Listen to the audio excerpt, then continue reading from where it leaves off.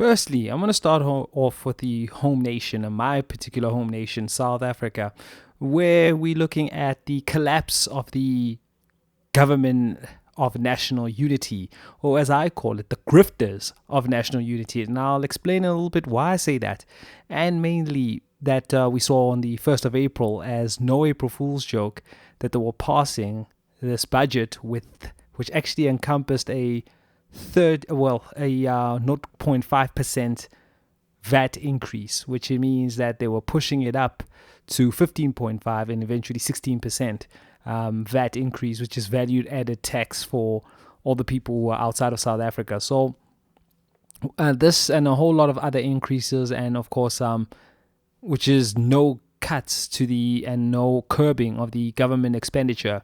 And the main thing is this, and I'll explain.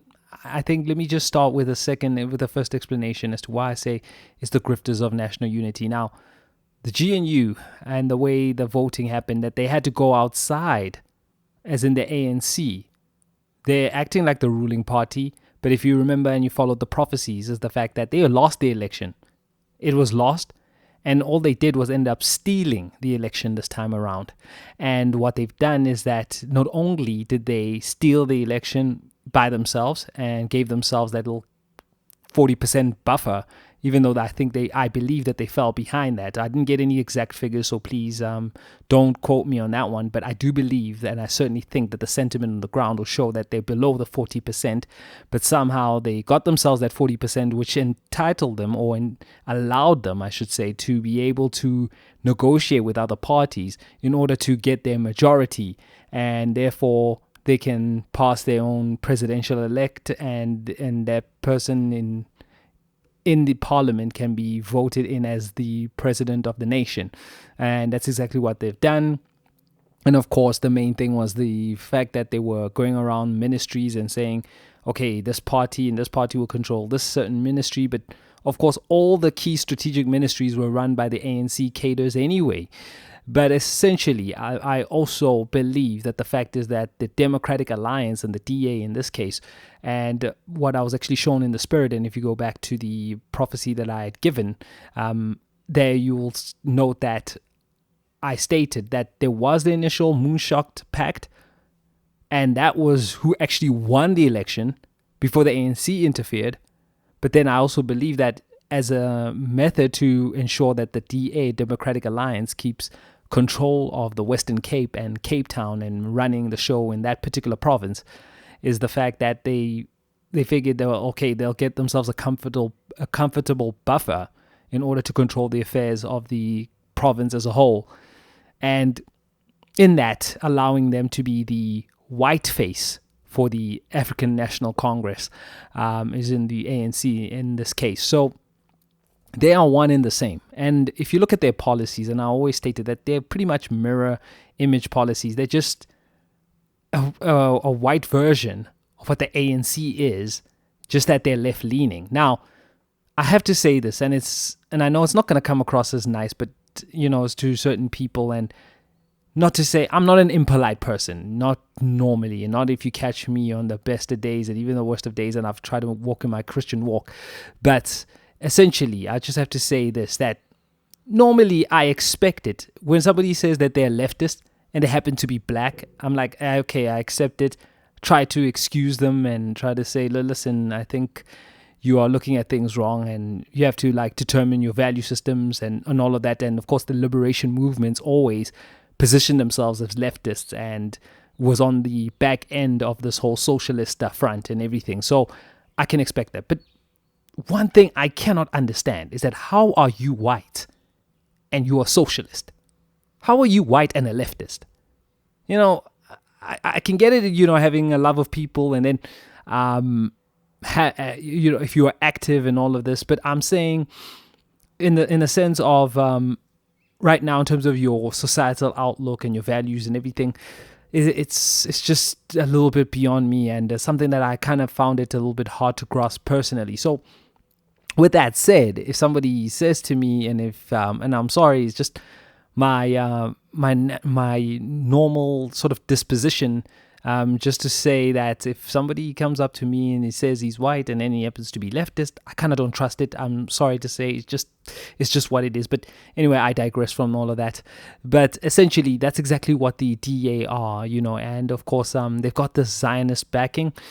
But most of all, and one thing people need to see about them is the fact that they are pretty much mirror image of the Democrats out in the United States. It's just that they operate here in South Africa. And I do believe that they're funded by them, as in the DA itself is funded by the Democratic Party out in the USA. I really do believe that, because I've explained to viewers that they've got a corporate side and they've got a political side. That's the way that they run stuff. I know, I was within. I can tell you straight up, I know for a fact, and it's no lie, because I was a DA member and I tried to run, they were trying to get me to run for councillor.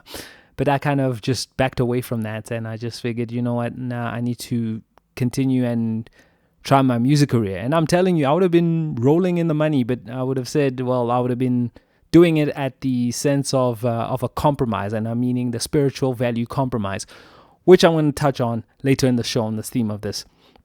But having said that, and to stay on topic, is that fact that, look, the Democratic Alliance went into bed with the ANC thinking that they're going to control the ANC, and the main thing is because they felt like they are the ones that may not have the popular vote in terms of the nation, but the vote that they have and the confidence as to whom they actually serve are the benefactors, meaning that the lobby interest groups actually tend to negotiate and sit around the table with Helen Zille, as opposed to Cyril Ramaphosa more so. But I do believe of the ANC, if it wasn't for Cyril Ramaphosa, that they would not deal with the ANC. And I think they just want to ensure that the ANC now gets out the picture, because they've pretty much lost control, right? And it seemed like the momentum, because of the lobby interest group and not necessarily the population, as in the black populace, because the black population here in South Africa is the majority.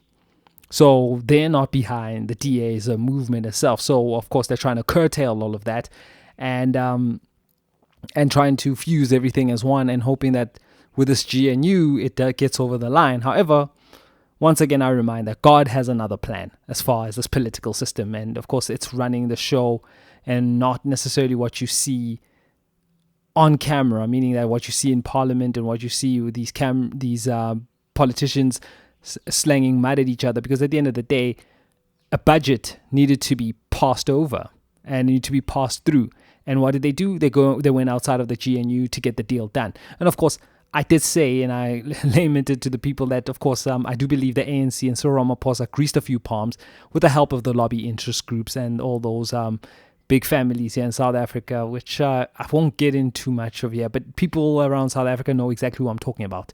But essentially, them having that interest and that controlling interest in terms of the affairs and the strategic affairs and everything in terms of the resources, even the natural ones, and I particularly want to name it here, because most of our economy is from primary industries, meaning that your mining, your agriculture, and that's mainly the main thing. Even though we do have a complex sort of system here in South Africa where it's like there's manufacturing, but that has suddenly started shrinking more and more so, and started contracting after the years of Thabo Mbeki, and more so from the Jacob Zuma years, that you're seeing companies sort of disappearing from all of that, hence the unemployment shooting up.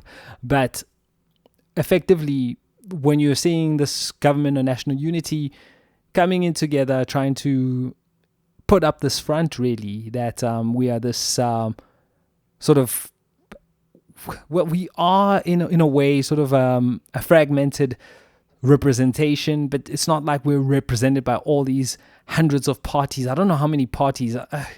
If you've ever been to South Africa, ever seen the ballot paper as far as the registration of how many political parties are on that, and I struggled to find the one I actually wanted to vote for, and I was like, okay, I was really looking, because it was 3 ballot papers and there were so many names on this whole list that it was like, okay, I had to fold it like 3-4 times or something just to make sure that it's sealed. Whereas before I used to just fold it once and you just put it in a little bit of a half and you slip it into the box. Now it's like, Yeah, it has to go into thirds or quarters. That's how long and ridiculous the ballot itself is. But having said all of this, I do think that there is something that is sort of course, going to happen in terms of everybody seeing that, okay, there's this fragmentation with the GNU at this moment, and this ballot, and no, sorry, not this ballot, but this budget was passed by people outside of this GNU, where other parties were brought in, and now it looks like the DEA and the murmurs are the Democratic Alliance is now going to walk out. However, if you recall also very specifically that Cyril Ramaphosa, the president of the country, has enemies from two camps, from within his party and also outside of this and within this GNU. So everybody's got knives for him. So he's in a bit of a panic at the moment, to be honest with you, because he pulled this move. He did this all, this passing of this budget. And essentially now he's looking out for numero uno. Now, I explained that he's going to retaliate because of this whole deception and this backstabbing that's going to happen. I don't know exactly how it's going to happen in terms of the backstabbing itself, but I do know how he's going to remedy it. And the main thing that they're preparing is that whole pala pala situation, and that's the one thing that they've got up on him.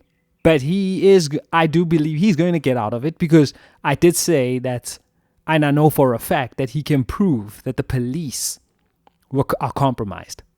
So just remember that and bear that in mind, that I don't know how far they'll get on this pala pala thing, but understand that there is a bit of a problem there in terms of the objectivity of this case. And as they call it, is a double jeopardy. Yeah, sorry for all my legalistic people, my legal scholars, please just correct me on that one. But essentially, it's just going to pose a fundamental issue to be for that the president could actually be legally prosecutable or prosecuted, I should say, legally prosecuted for this actual crime that they say is a crime that he's effectively done. But unfortunately, it looks like it was more of a setup. And if one thinks he's guilty, he could very well be. The problem is that proving it is going to be now quite a hurdle in itself. So in that retaliation, by being able to prove that the police were actually compromised, he is also going to ensure that Jacob Zuma, the leader of the MK party, who apparently is rumored that he's trying to take over the ANC, and there are people who are in the ANC within who pretty much are still Zuma supporters or something, and he's going to take care of that problem effectively by ensuring that Jacob Zuma is going to pay for his role in the state capture. So, yeah, this political system is very, very, unfortunately, quite compromised. And as you've seen, that the people who are saying that, well, they'll never work with the ANC and all of this, and all of a sudden they're passing a budget which is actually going to cost the poor. And of course, one thing that I also did speak out, that you're going to see this wrath against the ruling party. And not only is it just the ruling party, it looks like it's the GNU itself, because of this whole convoluted representation, and this political system here in South Africa will absolutely collapse and is going to fall. So we are bracing ourselves for quite a tumultuous period here in her history of the nation of South Africa, because there's going to be quite an anarchy against the government in itself, and we don't know exactly when that will be. I can't exactly put a time frame in it, but you are seeing the angst going in all of this, and of course the electricity is going up with the whole VAT imposition, and of course everything else that is also happening in this country with the tariffs that Donald Trump has hit us in, and that will bring me in to that next topic. But essentially, let me just finish this point of the fact that, and the ANC and the government national unity in this case, and the people there in the left-wing opposition, is that Donald Trump is already flirted around now, saying that, right, certain politicians now are going to be hit with certain sanctions. And those things are not going to be fun. It's going to hurt them quite a bit. So the mere fact that they've not only decided to be an enemy of Israel, which is effectively now taking on God himself. Just to say that, just plainly, but also the fact that the USA has also taken offense that, hang on, whatever we're trying to do, you're always siding with our enemies, and now you're going to pay. And that's exactly what Donald Trump is doing. So there's going to be quite a thing in it for South Africa at this point. And this GNU, who have shown that, people are just very buyable, and they'll sell out their own constituencies if it means that they'll secure their own securities, and of course look out for their own families and everything, because you're looking at people actually getting a salary of more than 1 million rand a year for attending meetings the whole year.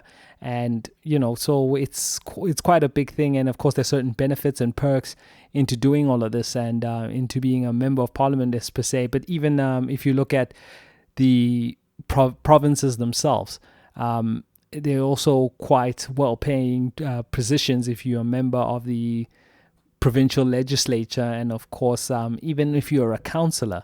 And that's just something that I just said, that it was something that I was supposed to be groomed for while I was still in the Democratic Alliance, but effectively I turned it down because politics and the state of it and what is actually going on. And I was looking at things like, if I have to be behind this whole LGBTQ agenda, even back in 2010, I was like, nah, I'm not doing it.